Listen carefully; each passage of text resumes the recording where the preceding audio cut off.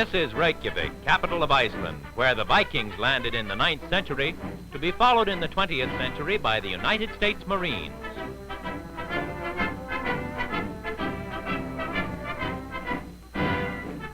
During the intervening period, Iceland became a peaceful country. But when war neared the island's shores, Marines were chosen to hold this outpost of freedom.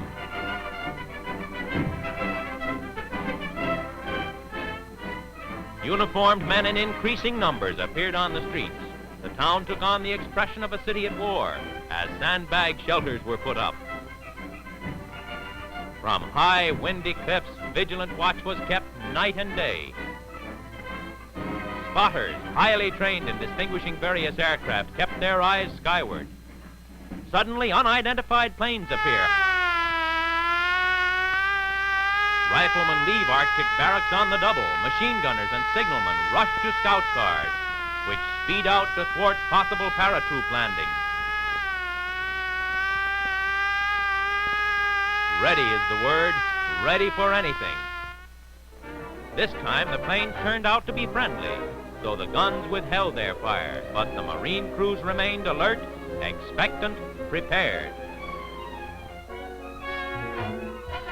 Yes, readiness is the watchword of the Corps, and action the proof of its thorough training.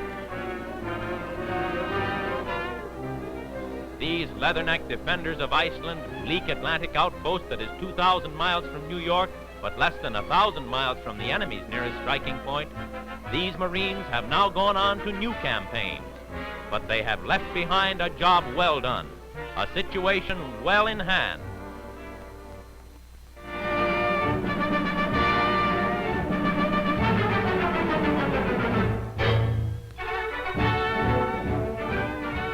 Paced by the Marine band, leathernecks and sailors start off the Navy relief drive with New York's first wartime parade. Led by Lieutenant Colonel Merritt A. Edson and his staff, 378 Marines and 66 sailors march for enthusiastic New Yorkers. Representing in identical numbers the gallant defenders of Wake Island, these men are symbolic of the grim little defense force that for 27 days was the rock that split successive waves of Japanese attacks. Drawn from the 1st Marine Raider Battalion and VMO Flying Squadron, they carry within them the same tradition as their comrades, whose classic request, "Send us more Japs," will never be forgotten.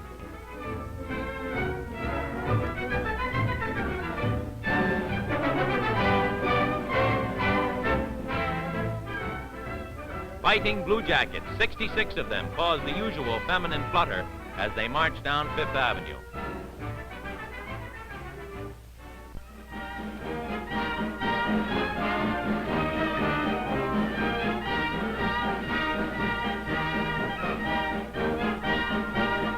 Captain Santleman leads the band in the Marine Corps hymn. New York is proud of the Marines, for in their ranks many of her sons stand ready, as Marines have always been ready, to fight for right and freedom and to keep their honor clean.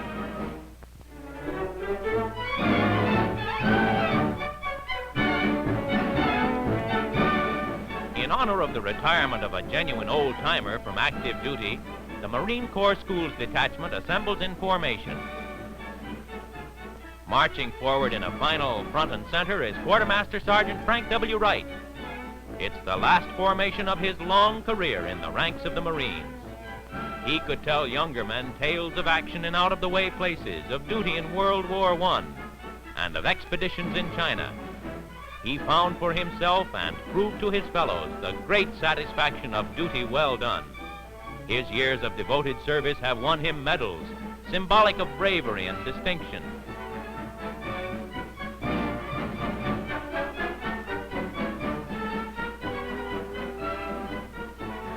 From the Commandant of the Marine Corps come these words of compliment. You have served your country long and faithfully. Your record is a credit to yourself and to the Marine Corps.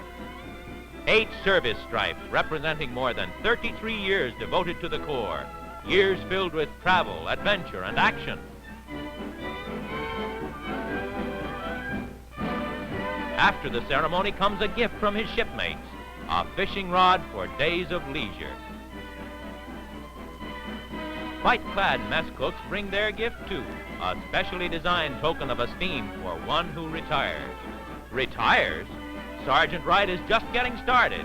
As fit today as the day he enlisted in 1908, he is accepting a civil service position with Marine Corps Aviation for many more years of service to his country.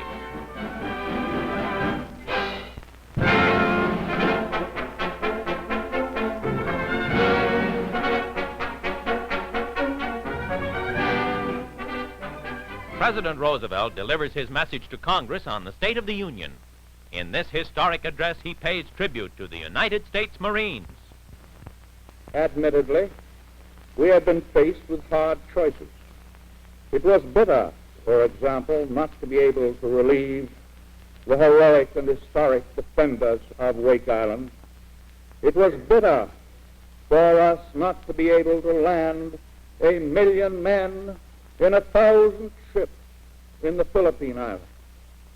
But this adds only to our determination to see to it that the stars and stripes will fly again over Wake and Guam.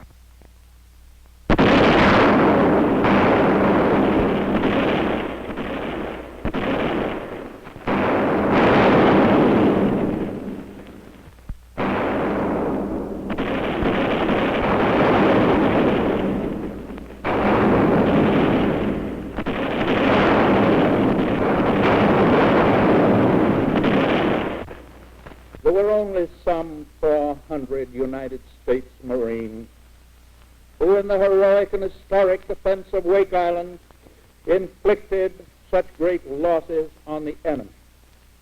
Some of those men were killed in action, and others are now prisoners of war. When the survivors of that great fight are liberated and restored to their homes, they will learn that 130 million of their fellow citizens have been inspired to render their own full share of service and sacrifice.